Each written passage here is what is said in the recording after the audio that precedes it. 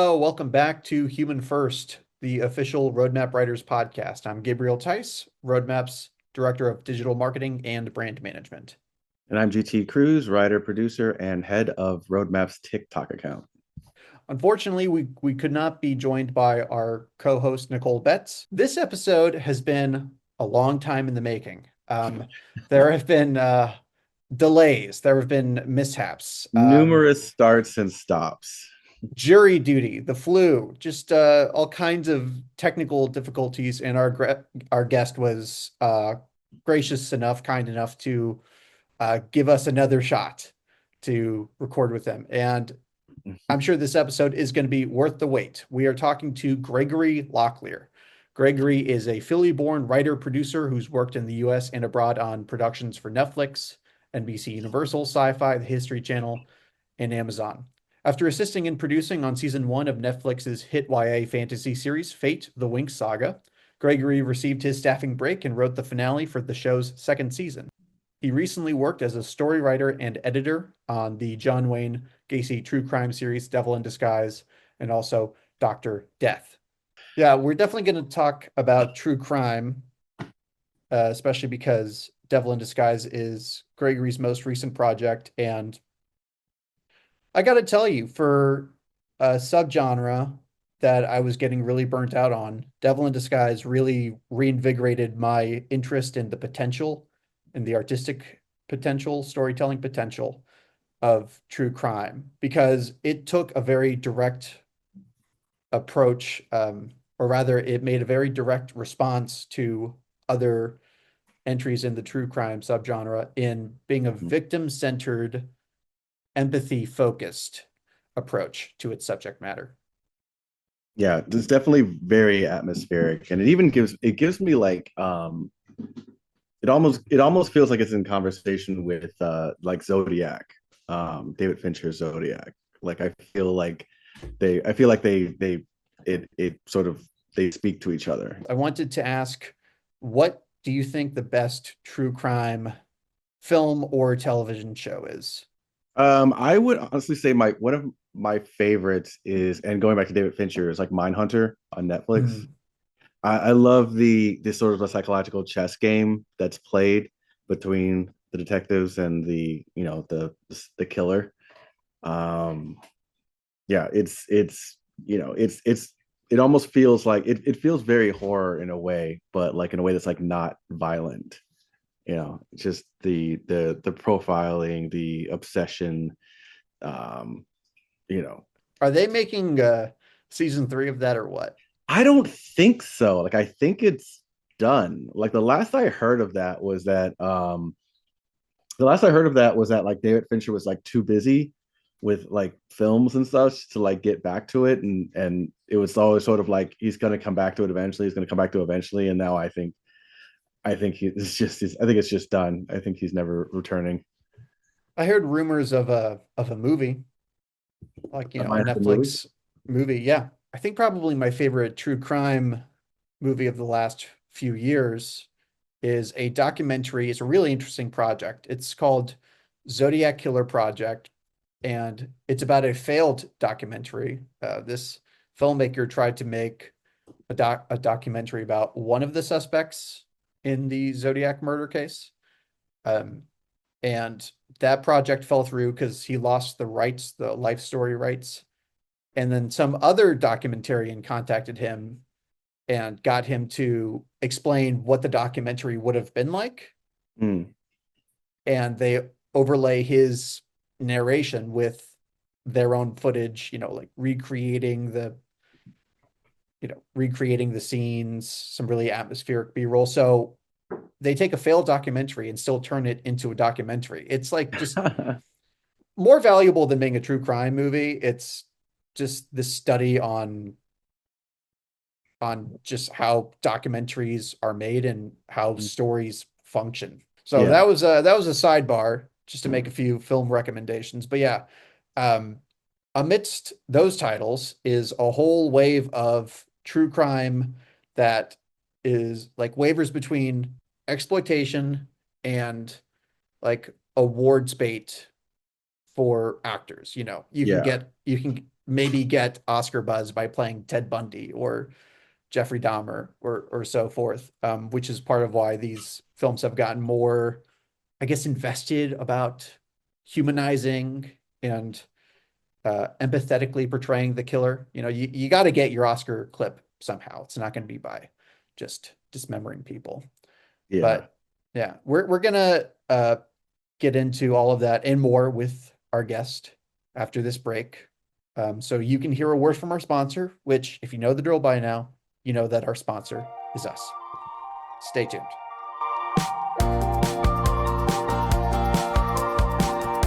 Hello, everyone. Welcome to another session of 3 Questions with Roadmap Execs. Today, we're talking to Chris Coggins. After starting as a creative assistant with Escape Artists, Chris developed and/or co-produced projects such as Hope Springs, Nerve, and Pride, Prejudice, and Zombies. Today, she is a manager at Heroes and Villains Entertainment, representing writers and directors. Question 1. What's your favorite thing about working with roadmap writers? Oh, I love working with roadmap writers because they're so dedicated to what they do and they're so optimistic about writing in general. Question 2. What impresses you about a screenwriter? A writer stands out by having a very distinct voice, to have like really great character forward stories to tell, and have a voice that is definitely left of center, different than anything else that I've read before. Question 3. What is reoccurring advice that you give to writers? To be patient. This business is very strange and it takes a very long time to get your career going. And it's going to be writing is rewriting, and that takes time. And just to be patient, there is no overnight success unless you come from money, which there are a bunch of people around who do. But yeah, just to be patient and believe in yourself, really believe in your writing talent. But yeah, be patient in how you think that the trajectory of your career should go.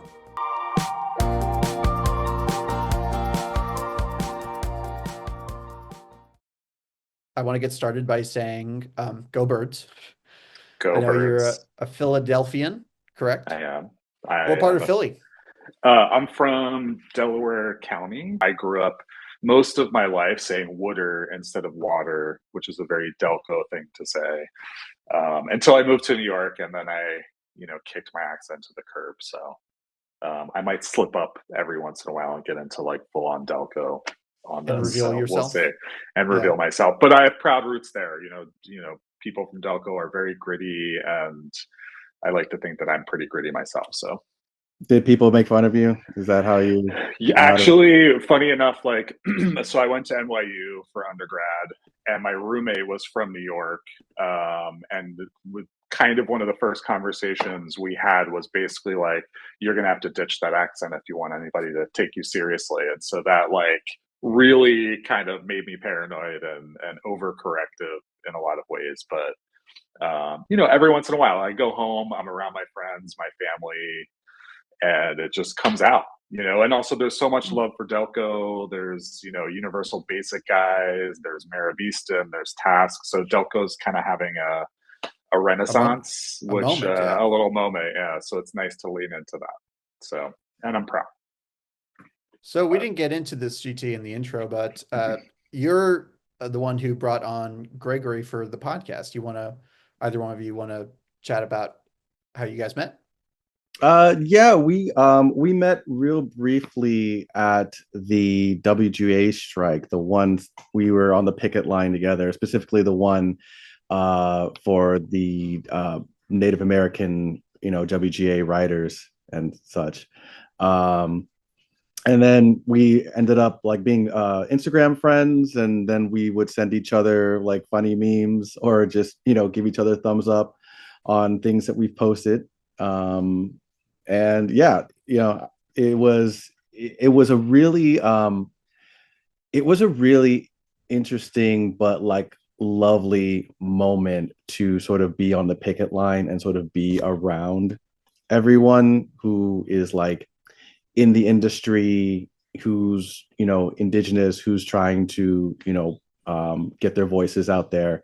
For it being such a crazy and difficult time, just the camaraderie that was felt and that was around there was really, really beautiful. And I feel like I've got so much out of it. Made so many connections and met so many people, and just, just being in that, I think was just really, really, like, really beautiful. Yeah, I agree with that. I think we have the committees and things like that to meet each other, and not everybody can make the meetings all the time. And and I think after the pandemic, it shut everybody down from like finding community, like, and being physically present with people. So GT, I totally agree, and it was great to like even make a small connection and then take it further. Because we were on Instagram and kind of cheering each other on a bit, and like we're all going through a pretty difficult time, so it was nice to like make friends that way that just felt very supportive. It felt less isolating, and Yeah, yeah. and it's like, yeah, and like you said, like, carrying that support on. It's like, Hmm.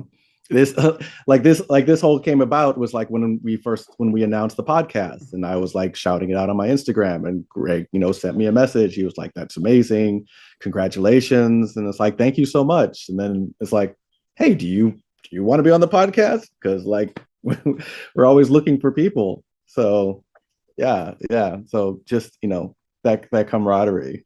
Go through your screenwriting journey for us. What are the beats? Sure. Well, I mean, I grew up like so many of us, just sort of watching television and like dreaming about working in television somehow.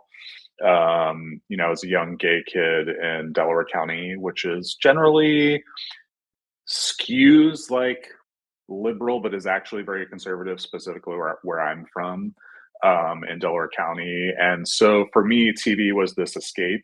It was, aspirational for me, like hoping to get there someday, meaning like, you know, being surrounded by creative people, artists. And I didn't really know what I wanted to do. I mean, when I was a kid, I would like direct little school plays and, imitate movies like Ghostbusters. And I got in trouble in second grade for that. It was like pure chaos in the classroom. So I've always, been wanting to sort of break into this industry. And I went to NYU, and actually studied journalism, but really sort of still like wanted to get into Tisch.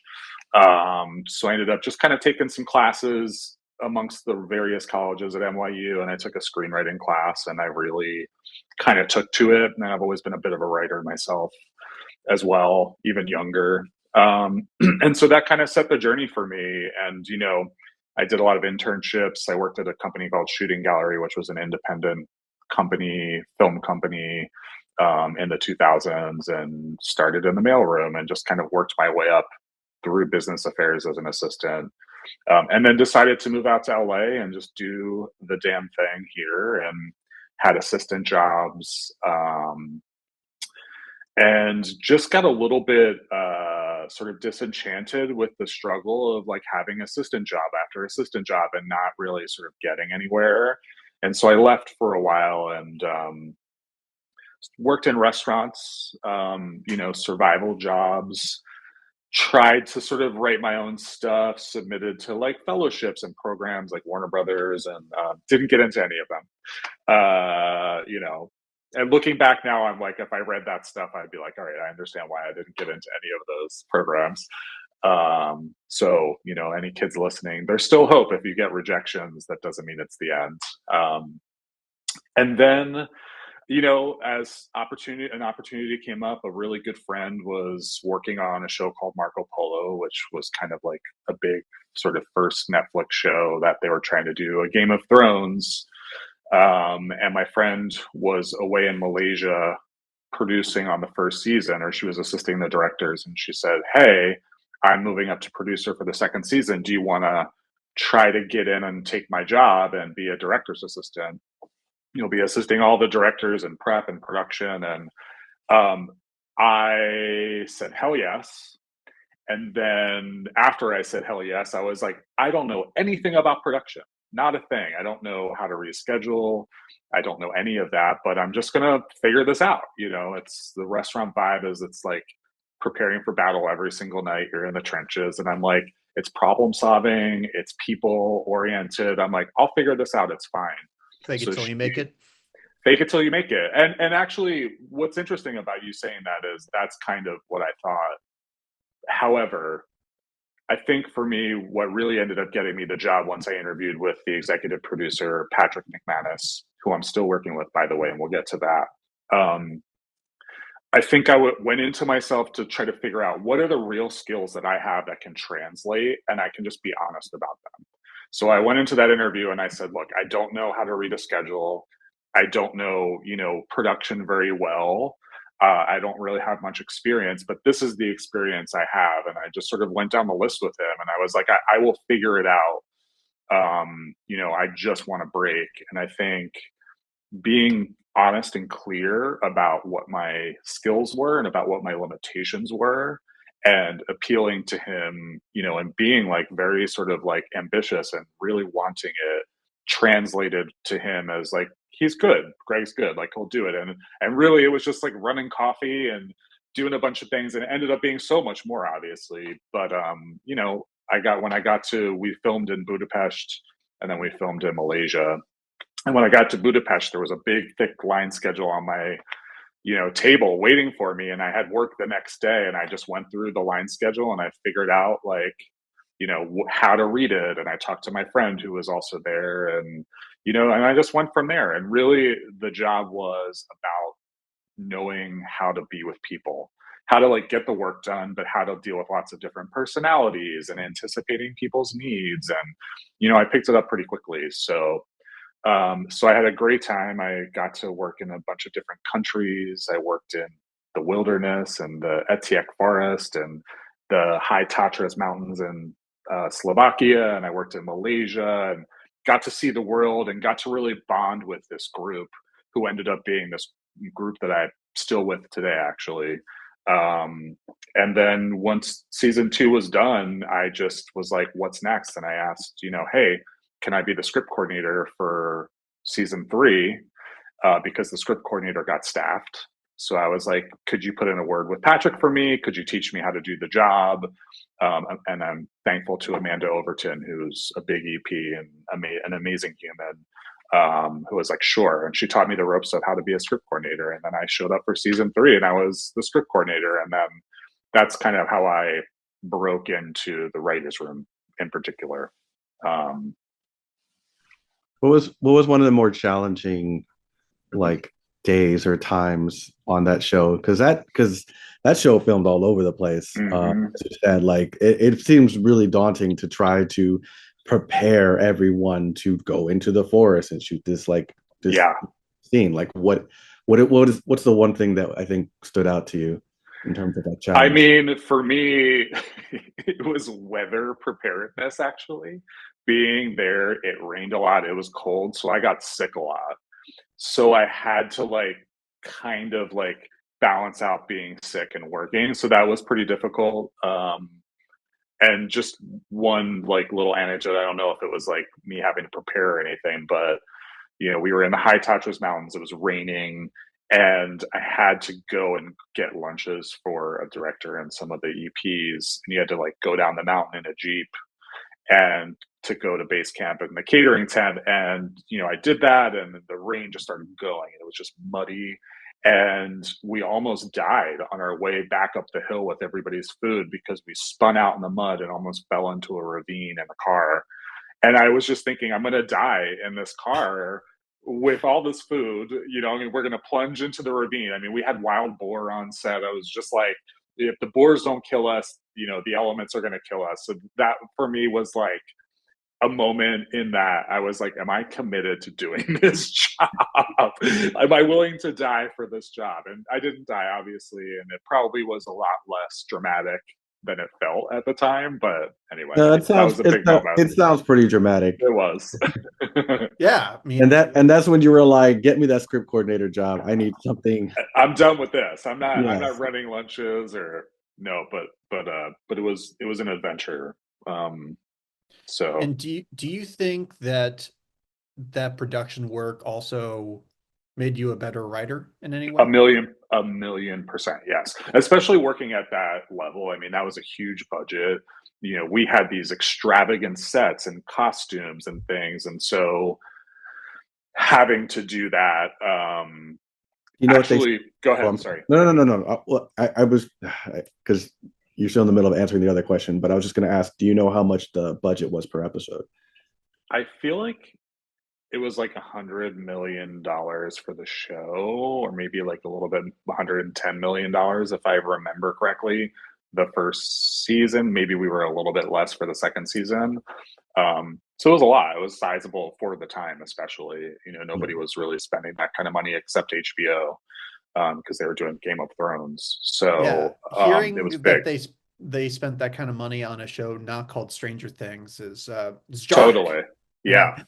Yeah. But I mean, Marco Polo sort of kicked off that vibe at Netflix too. I mean, it was a good show for them until it wasn't, which wasn't really about the show as much as it was about the connection to some of the people involved in the show, which I won't discuss. But you could do your due diligence on that one. But anyway, yeah. But you were saying how the show made you a better writer. Yeah, it did. I mean, I think what's interesting is that, I worked on Marco Polo. We didn't get season 3, although I was in the writer's room. And I was also worked on a few other shows that Patrick McManus had as a script coordinator. And then I ended up getting an introduction to another showrunner named Brian Young on a show called Fate the Winx Saga, which was potentially it was high fantasy, monsters, magic, potentially huge budget, but they didn't have that kind of budget. So they had to write that first season much smaller than, a show like that would be. And I was a script coordinator for that first season and ended up getting staffed the second season. So I do think the work on Marco Polo, the work on Fate the Winx Saga, because I went to London and Ireland and assisted the showrunner and essentially produced a lot of stuff with them. I was very involved in the conversations. And then when I got staffed, I think that really helped me say, okay, I've got monsters, I've got magic. It's about fairies. It's about but it's actually a show about these 5 young women who are friends. And it's about the friendships and not about the other stuff. The other stuff is fun. It's icing on the cake, but it's actually about the humans in the story. And I think that was, for me, taking away the set pieces, taking away the costumes, locations, VFX, thinking about these are people. We all are, at the end of the day, writing stories about people. And so that helped, weirdly. So tell us about your big staffing break on Yeah, blanking on the it was title. Fate the Winx Saga. Yeah, for I season keep 2. almost calling it Wink, like Wink the Fate Saga. I So know, or my Winx apologies. Club. It's no, it's all good.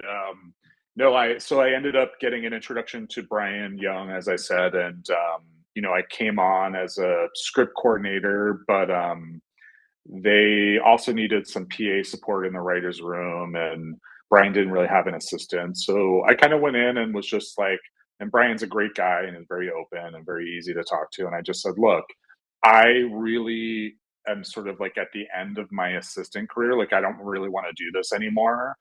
So this is what I'm going to do. I'm going to PA for you. I'm going to be your assistant. I'm going to be the script coordinator. And I want to eventually go to London and Ireland with you, because I knew that they were shooting, if it's possible.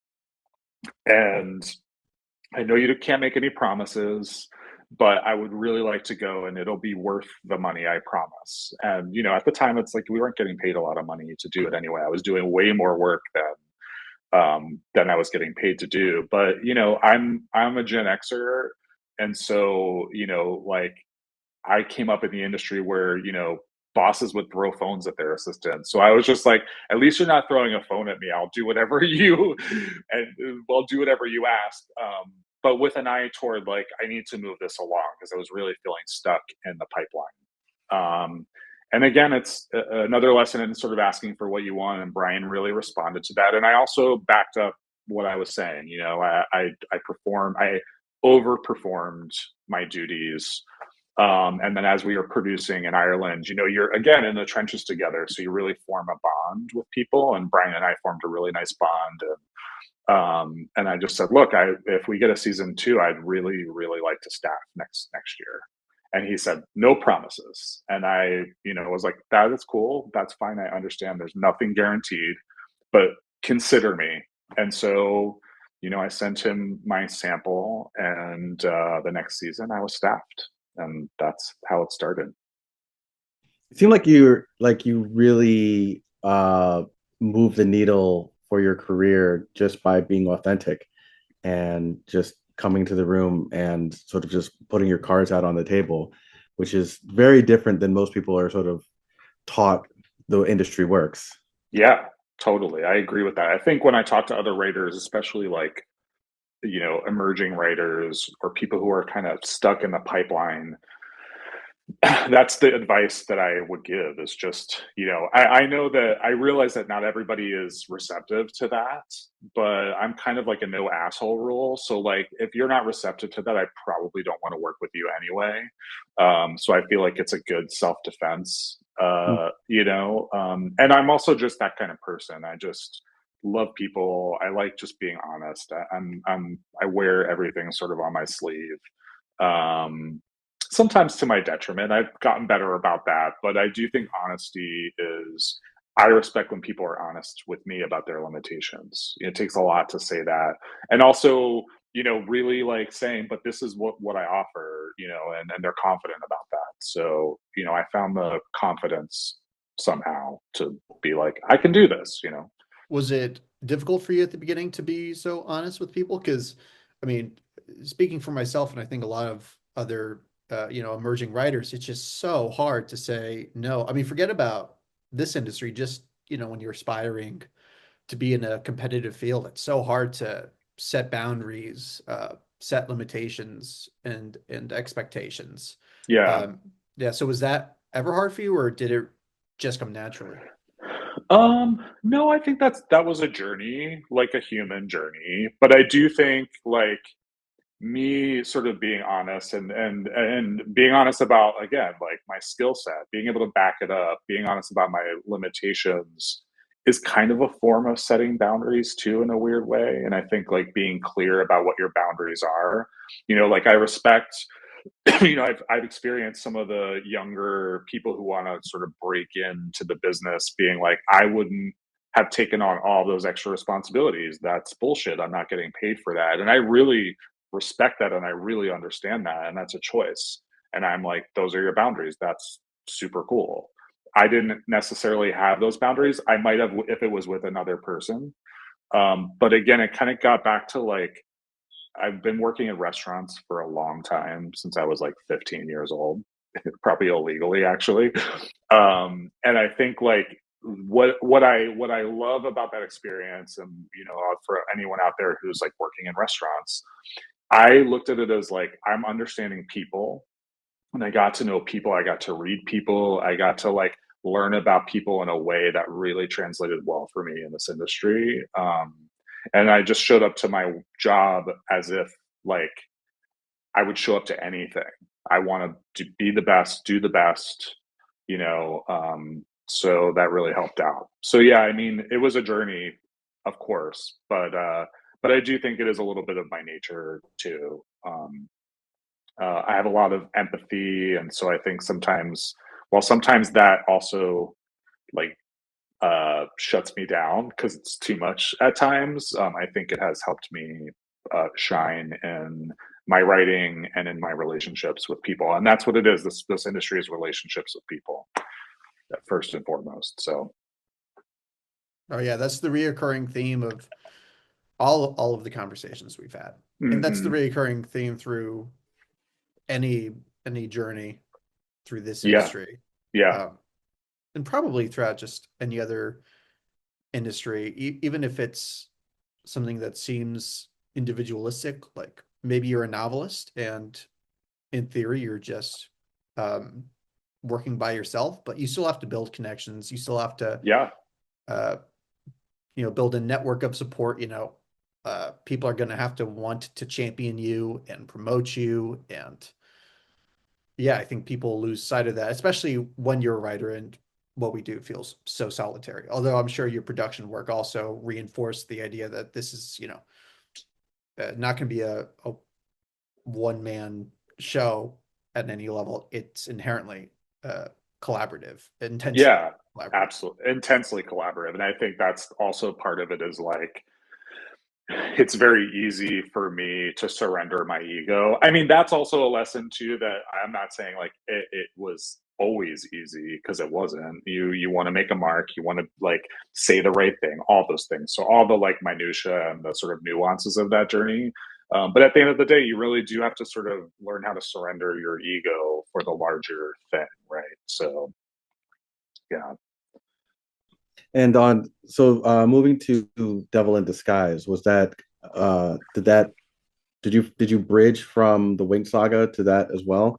Well, Looking no, at interestingly enough, so, Patrick McManus works with the same writers and staff that he's had from the beginning. And so people have moved up, and other people sort of moved up before I did, for, various reasons. And one of those people was the writer's assistant on season 2 of Marco Polo, who became the showrunner and co-creator of Dr. Death season 2. And she was a very good friend of mine because we worked on Marco Polo 2 together. We were in the trenches together. So we had a friendship, I would say. She's probably one of my closer friends, one of my best friends. She moved into that position and was looking to staff the room for Dr. Death season 2, which was under Patrick's company. And so I staffed my second job with her, actually. So that happened, and then Devil in Disguise went after Dr. Death season 2, and I was just in the machine at that point. So And that's really great. It's really great that you kind of like you just sort of had those connections that you can just sort of bridge from like one job to the next. It's a very unique situation, and it's probably the exception and not the norm, Oh actually, yeah, to no, find a group of definitely. people that like resonate the same thing. The thing is, like, they're all not only very talented people, but also very good people. And so being with them like counts for something. And certainly people have fallen away, but not many. So and that paid off. being in the true crime space now, what first question, what is the research and the preparation and what Yeah. does the responsibility feel like? I mean, I love it. Like I said, I started at NYU in journalism, and I had worked on a Roger Corman documentary. And so like research and sort of journalism is in my blood. I've done some writing too on that side of things. So for me, like the research part of this, the adaptation part of this was the part that was the most exciting, honestly. So just diving into stories, and like talking about stories that have happened, in this case true crime, but even like historical dramas, things like that. I've always gravitated toward those things, because like you hear about something and you've heard about one side of it, and there's just a world of like tidbits and juicy things and humanity seeping through from all sides. So for me, it's exciting. I love it. I'm never overwhelmed by it. It's just like we have an amazing researcher. His name is Patrick Murphy, who's worked on most of Patrick's shows, and he like goes to courthouses, scans thousands of pages of documents, creates these timelines. So he just like tries to consolidate it all, and then we have that, and then we're up to our own devices about like where we're going with for our initial research. But I love it. I love combing through it and just being like, oh, that's a great scene, or that's a great character. That character needs to be sort of like explored and sort of blown out a little bit. So for me, it's ideal. What care do you take to keep from, I guess, glorifying the serial killers? Because I think that's been a criticism from a lot of like true crime, Yeah. drama series that that is like they humanize them too much, or it almost makes it feel like what they did was not justified, but like a sort of understandable in a way.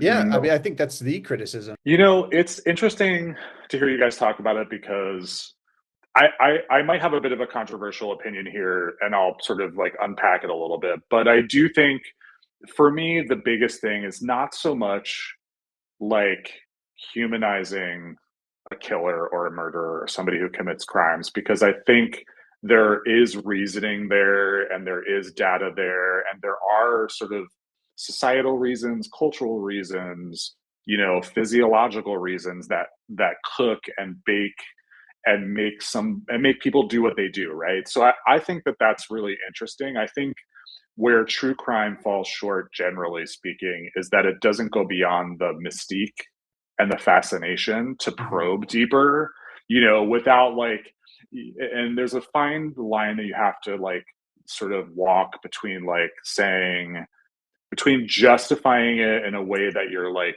totally sympathetic and ignoring this other side, which is the wake of pain for victims, for their families, that's for the system, etc. Right? I'll give you an example. Like, when we did Devil in Disguise season 1, and it's about John Wayne Gacy, and there's this thing about Gacy where he's magnetic. He is gregarious. He's affable. You like this guy. And so writing his sense of humor, writing his character was a fine line. It was like you're doing a balancing act there, because you're like, you don't want people to like him too much because this guy's a murderer. He killed more than the 29 boys that were under his house. He murdered more people probably. There's a lot. His deviousness is much deeper than we even explored, honestly. But again, those are all sort of allegations and theories, etc. But you're stuck writing this guy that's you're just like, I want to have a beer with this guy. And our showrunner, Patrick McManus, was talking to Michael Chernus, who plays Gacy in the show brilliantly. I mean, just perfect, right? And Chernus was really having a problem with it. Like, just like, he loved the scripts. Like, he was so into it, but he was just like having one of those moments, right? Just like, I'm having a crisis of sort of conscience here. And Patrick's like, this is what allowed this guy to do the things that he did, to do the horrible things that he did. And we have to know that as an audience. Oh my God, that's how these, he lured these boys, these men, into his world, and how he got away with it because he just convinced people that he was a certain kind of guy. So it's not that we want people to like Gacy. We want them to realize, because when we pull that mask off, the devil in disguise, we pull the disguise off, we're left with a monster, and then people are just hopefully like, oh wow, yeah, I almost, but I do think there is something to understanding what makes somebody do something so terrible, and I don't think exploring that is a bad thing necessarily. I do think it is helpful, but it's like, how far do you go with that? Like, are you salacious about it? Are you like over the top about it? Are you creating things out of pure fantasy and fiction, or are you dealing with real life and what actually happened? Yeah, but what I think you guys did so brilliantly to counteract this, because you do deconstruct Gacy, but what you guys did is center the narrative back around the victims. The title of the episodes are named after the victims, those he killed and those who survived and spent time trying to seek justice. So I know that, to me, that seems like the foundational creative choice of the show. So can you walk us through how that decision was reached? Well, that was right away. Again, I give all the roses to Patrick for that. He tells the story many times about like Universal wanting to do this and him sort of saying, I'm not really sure I want to do this. And then basically he was kind of like, I want to do it as a tribute to the victims. I want to do these short stories. the only way that I'll do the show is if we do it this way. And Universal was very supportive and very on board with that, actually. I think they really were relieved that he thought that way. And so when Patrick was sort of gathering the troops, gathering the writers, and even when we talked, he told me about the show, and it's kind of like, I don't know. And he explained sort of what he wanted to do with it. And, I actually took a night to, give him an answer. I was like, probably yes, but like, give me a minute. And I thought about that too. I'm like, what I'm going to do right now is going to affect real people. There was something different about this from Dr. Death for me, I guess.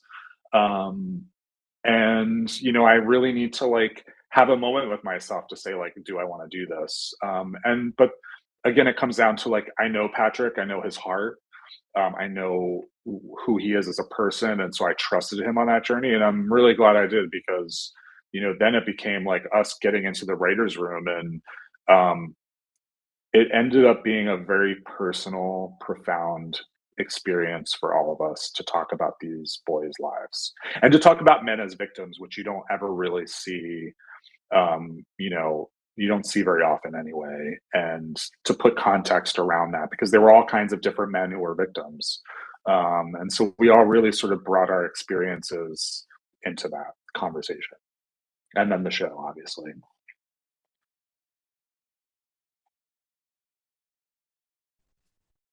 Oh, GT, you're muted.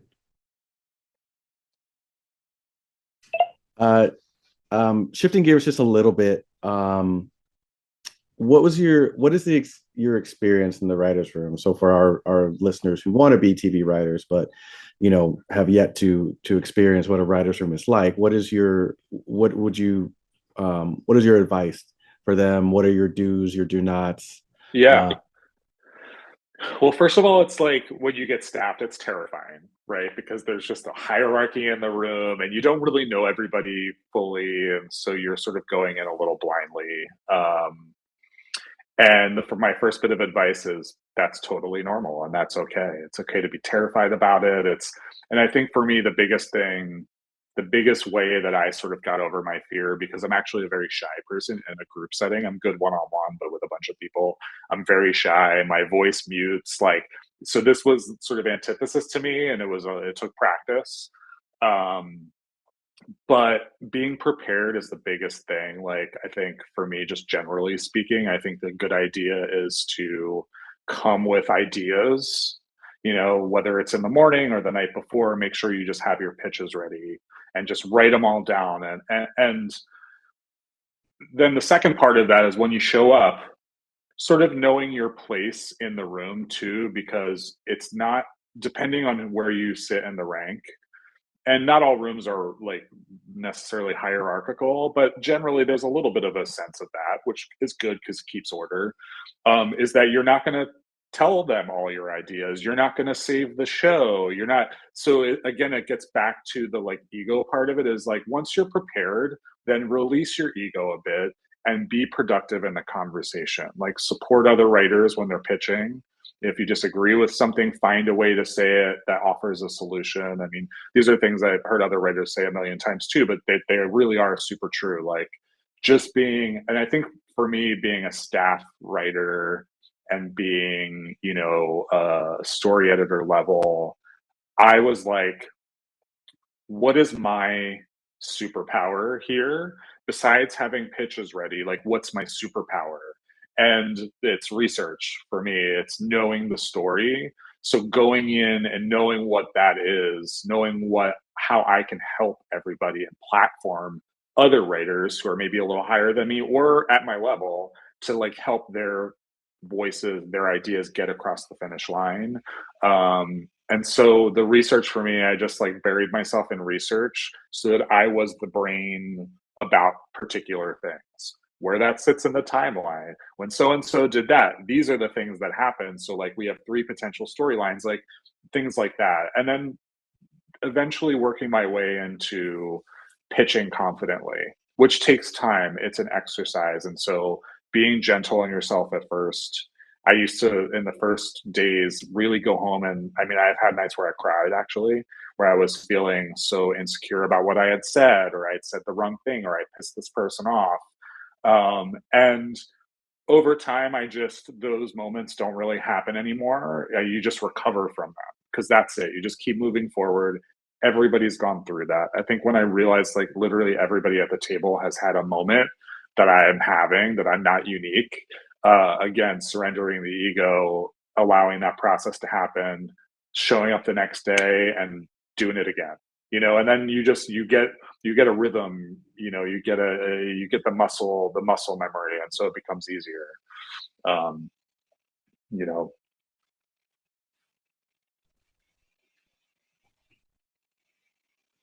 Do you have any projects in development that you can disclose in whatever amount of detail that you would like? well, right now we are potentially doing a second season of Devil in Disguise about Richard Ramirez, the Night Stalker, and his crime spree in LA in 1985, that I am developing with Patrick McManus, the showrunner of season 1 of Devil in Disguise. It's not been greenlit or anything like that, and we aren't even sure if it's going to be called Devil in Disguise, but we are working on a pilot right now, and it's exciting to potentially tell another chapter of a different story that's continuing what we did in season 1. So, How did you choose Ramirez? Or was that that's a Patrick question. That was Mhm. kind of where his mind, was going. He, I think, probably had a fascination with the case. I mean, and the case touches a lot of really interesting themes. And I think when you look at something like that, especially when you're doing true crime, especially when you're doing an adaptation of like historical events, you want those events to be really interesting and to be Mhm. touching a lot of different aspects of humanity, and that case does. So I'm sure that's kind of what was going through his mind, and that's what I'm finding in the research and the writing of it. So, What's your experience like in the industry? Because you are indigenous, you're of the Lumbee tribe, if I hmm remember correctly. yeah. What's your experience in the industry as a native person who, I guess, not unlike myself, doesn't outwardly present as hmm indigenous? Yeah. Um, how has been your experience been through that? It's interesting because, for me, being Lumbee, we could have a whole podcast about what it means to be Lumbee. It's an intersectional Native identity.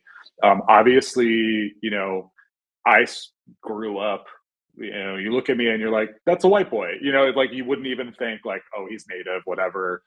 I grew up understanding that I was Lumbee. My grandfather was Lumbee. There's a story there about my grandfather and my father's family. And there's a reason that I was sort of like, sort of disconnected from that. But I think for me, my Native identity has helped me, not so much me in particular. I don't really, I don't really go up for like scholarships and money and opportunities. I use my identity to platform other Native writers to participate in a deeper, broader conversation about what it means to be Native. To also just be present and be like, we're not gone. I think me standing there and saying that is important. It's important to my grandfather. It's important to my father. We just went back to North Carolina, where the tribe is based, to enroll because we were disenrolled. My grandfather left.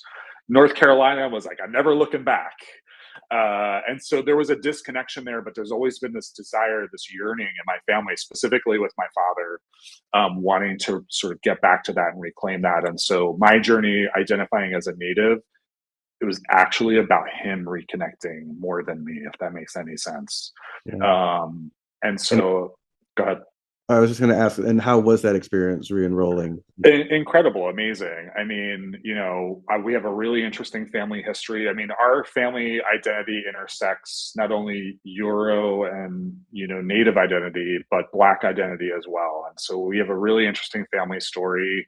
And I think it took me years to do research and find all the threads. And it was healing for my dad. My grandfather was estranged from his kids and from my grandmother because he was a pretty bad alcoholic and abusive. Um, and so he grew up kind of missing his father and having that part of him gone. And to see him get it back, to see him go back to something that he remembers as dad being happy, my grandmother being happy, them being a family. They visited North Carolina. And my grandfather's family was poor as hell. Like, they didn't have shoes. His first pair of boots was when he was served in World War II. Like, he got his first pair of boots. They were sharecroppers and ministers, because a lot of them are Christian, like pretty hardcore Christians too. But so it was beautiful. It was amazing. It really was. It was, but they wouldn't have done it if I wasn't really pursuing that and didn't find that to be important. I think me rooting myself and being a Lumbee person helped my dad do that as well. And our relationship got much closer from that process. So That's beautiful. That's yeah. amazing. It's not unlike what happened with my mother. Because I'm Nahua, my grandmother is from central Mexico and from the people down there, and I always grew up knowing that we had indigenous roots in Mexico, but like we never really like explored that. Mm-hmm. My mother would talk about us being indigenous the way like some Japanese people talk about like their family being samurais. It's Mm-hmm. sort of like that's the history, but like no one's really a samurai anymore. Mm-hmm. And so like there's always been sort of been that disconnect there. But me like relearning that, trying to relearn the language, trying to relearn the customs, and then passing that back to my mother, trying to give her something that was lost to her had been, a really cathartic moment for her and for myself, like something that I guess that we both didn't really know that we even needed. Yeah, I mean, isn't that the story for Native people? There's so much trauma there, and it's so deep and so like recent that, I mean, this is a very common story, right? So my partner is Native as well. His father's family are from Mexico. They lived in New Mexico, and they were very much like, we're Spanish. Like they were Yeah. like sort of trying to like, be white adjacent essentially, because the reality was young Native boys and babies were being kidnapped and sold, and so they were like, we're not Native, we are Spanish, Yeah. and it's It's like, bro, your skin is browner than mine. Like totally how do you 100%. I'm 100%. So, he's kind of like, he is very disconnected from it because he's got many generations separated, and that his, grandfather or his grandmother's family did a lot to sort of, you know, separate themselves from the potential for harm, which makes a lot of sense, yeah. right? Yeah. So, Yeah, because like it was a detriment. Like you were in mhm. danger, Yeah, practicing ceremony and learning dance and such. Like yeah, it was real danger to that. Uh, absolutely. and so yeah, and so just try so that separation was like a safety thing, and so but you're surviving, but then at what cost, right? Yeah, exactly. Exactly.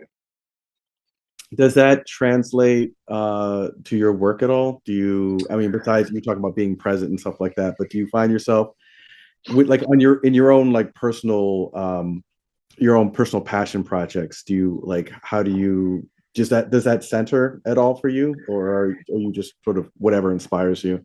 No, I mean, I have a project that I want to tell that is sort of in the history of the Lumbee tribe, which is also sort of an amalgamation of other tribes in the area also. But I think for me, it's more thematic. It resonates more thematically with me. Like, I'm, not necessarily doing an indigenous story, although what I just said is an indigenous story. It's more about like, you know, centering experience beyond the lens of whiteness. Like which I think a lot of even people who are like native writers or non-white writers are still forced into that sort of, that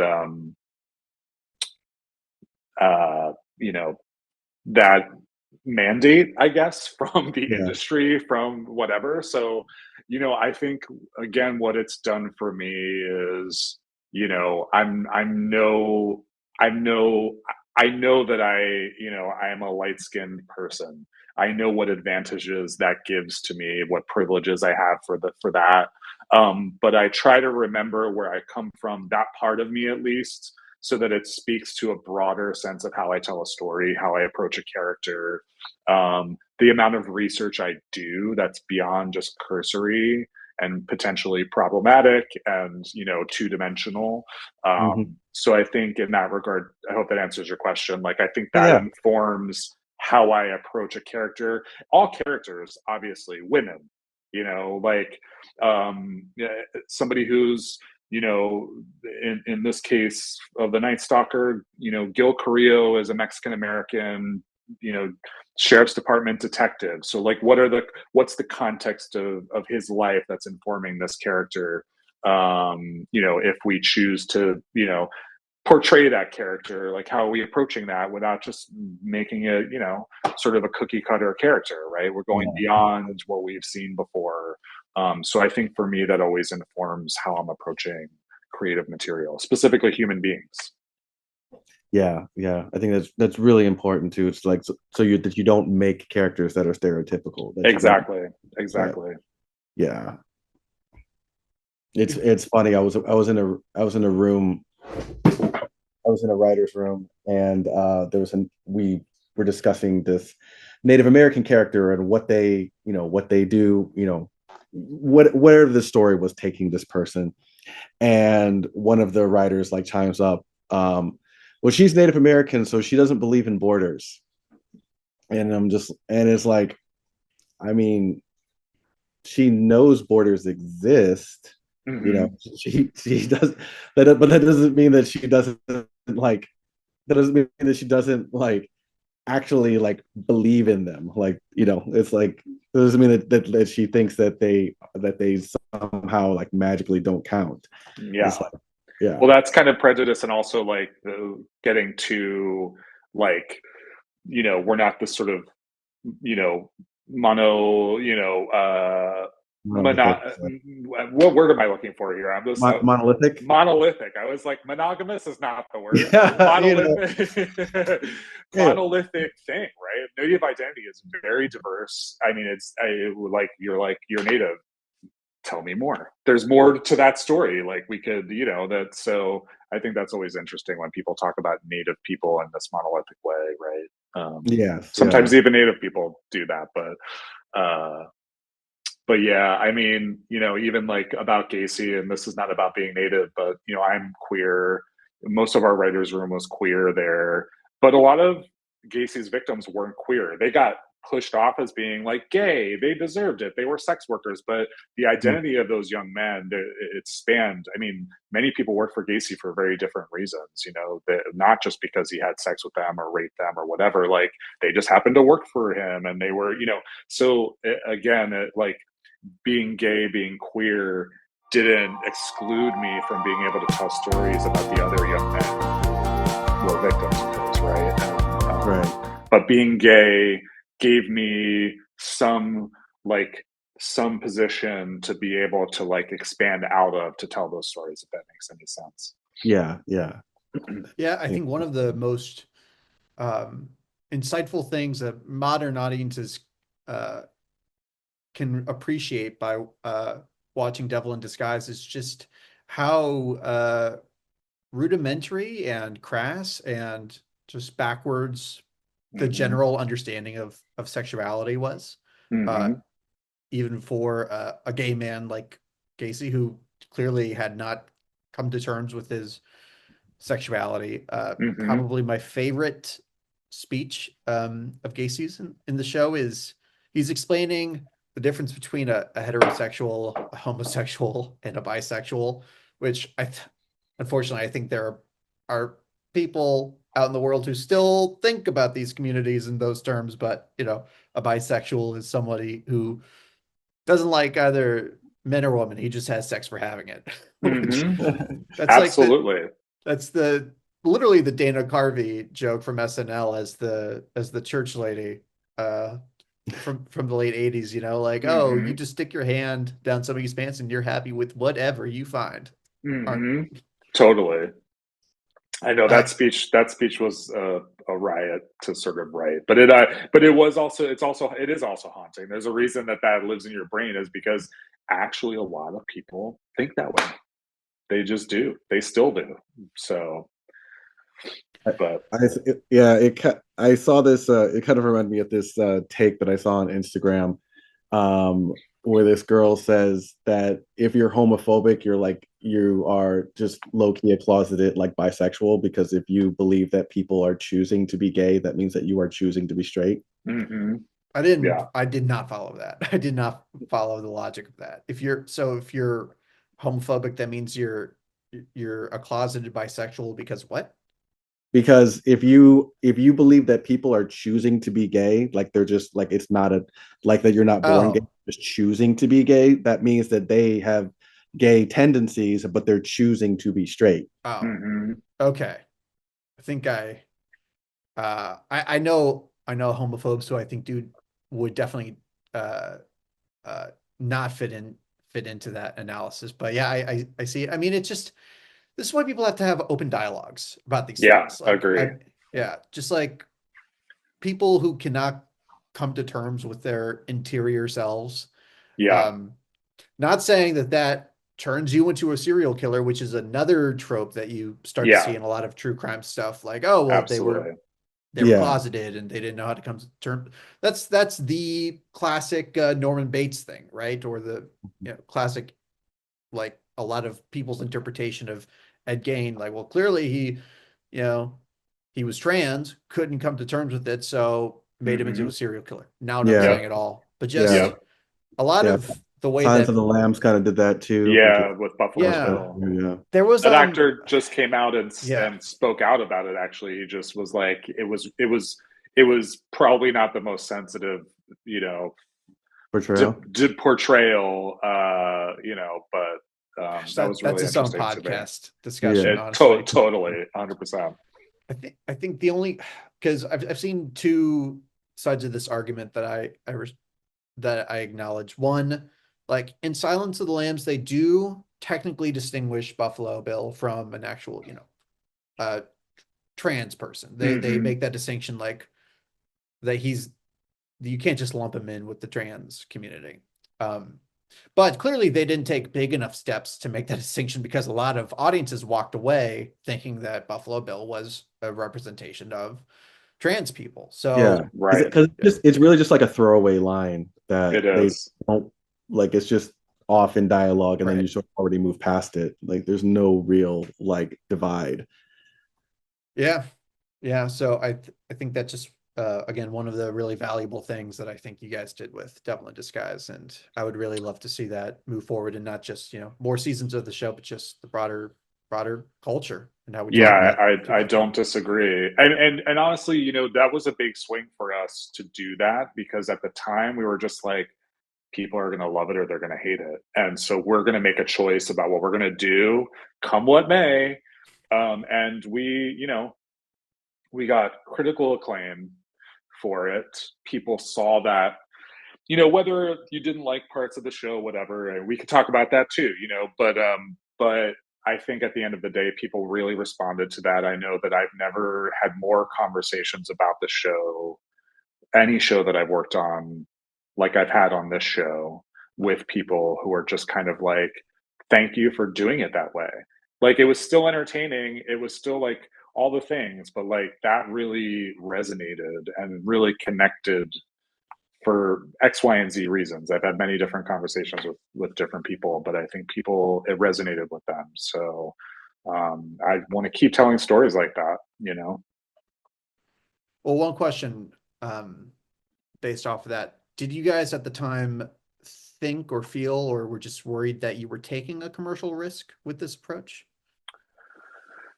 Yeah, I'm, I'm sure Patrick felt that a little bit. You know, I think generally, though, if I'm answering honestly, I'm sure that we all thought of all sides of the thing. Anytime you're doing something, you're like, how are people going to receive it? You're worried about it. But I think we all felt very strongly about what we were doing, and not even just to be those people that are doing that. We're all those kinds of people. Like we all want to tell those kinds of stories anyway. So it wasn't even really about this is the thing that we're going to do. We're going to be new by doing this, although we knew we were kind of being a little bit new by doing it. I think it really came from within for all of us. Like I said, we cried in that room. We laughed in that room. We told stories, all kinds of stories, things that affected us deeply. I mean, I got to talk about my uncle Georgie, who died of AIDS in 1983. And just like, I wrote the episode Johnny, and I was like, thinking about what if I had had a queer elder who had survived, who wasn't gone from AIDS? Like what did I want to know about his life? What would my life have been like? And just something as personal as that, really helped me tell that story and tell the other stories. So I think we just came from it from an authentic, I hate using this word. I don't know why it like triggers me so much sometimes, but an authentic perspective. Uh, and so, yeah, we thought about it a little bit, but I think mostly it was really coming from a place of we all want to tell these kinds of stories anyway. So, Man, It's beautiful. yeah. I actually can't believe how much time has passed. It doesn't feel like we've been chatting for long, I but know. gosh. Well, Are we coming up on the hour? I think we're past the hour. Oh, okay. Yeah, so I do not want to take any more of Gregory's time, although I mean I feel like we could talk about all of these themes and more for Yeah. hours. Yeah. Yeah.